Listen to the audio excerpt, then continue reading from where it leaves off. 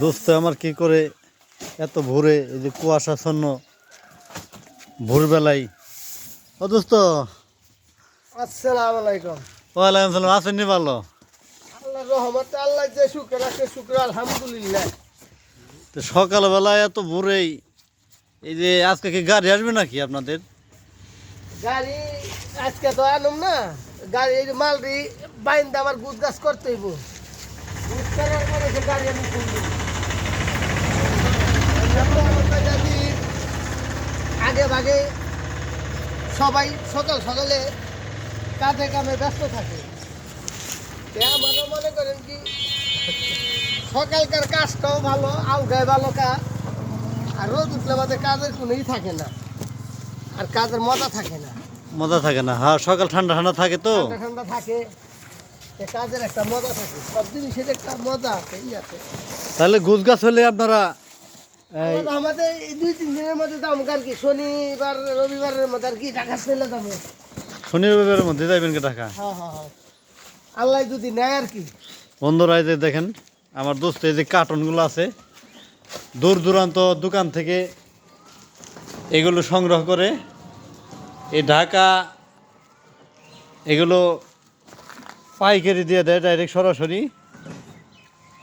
কত করে পাইকারি দেন, কেমনে, কোন হিসেবে?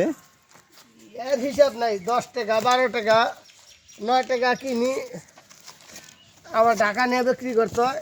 আগে 2-3 টাকা থাকে আর কি। হ্যাঁ হ্যাঁ, কেজি প্রতি 2-3 টাকা থাকে। যাই, আলহামদুলিল্লাহ শুই না খুশি হইলাম যে তাও তো ব্যবসা 2-3টা থাকলে তাও এটা ভালো।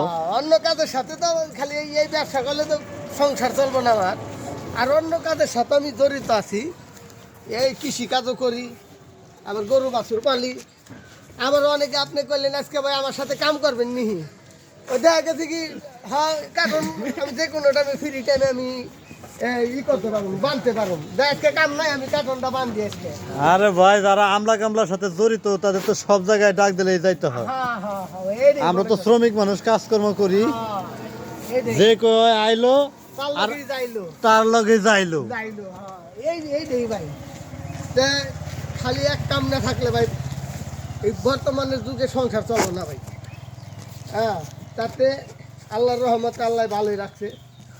আবার মানে জানি খেত খোলা করি, এই 3 পাখি ধান বুনছিলাম, 40-45 মণ ধান পাইছি, তাতে আলহামদুলিল্লাহ ভাতের টেনশন শেষ। আলহামদুলিল্লাহ, অনেক শুনে শুনে খুশি হলাম। এই নানান দিকদার কি আছে, জড়িত আছে আর কি। যাই আমরা দুস্থ মানুষ, আমরা এক একজনে এক এক ব্যবসায় গেছে। আপনি এই ব্যবসা করেন, পাশাপাশি শ্রমিকের কাজ করেন।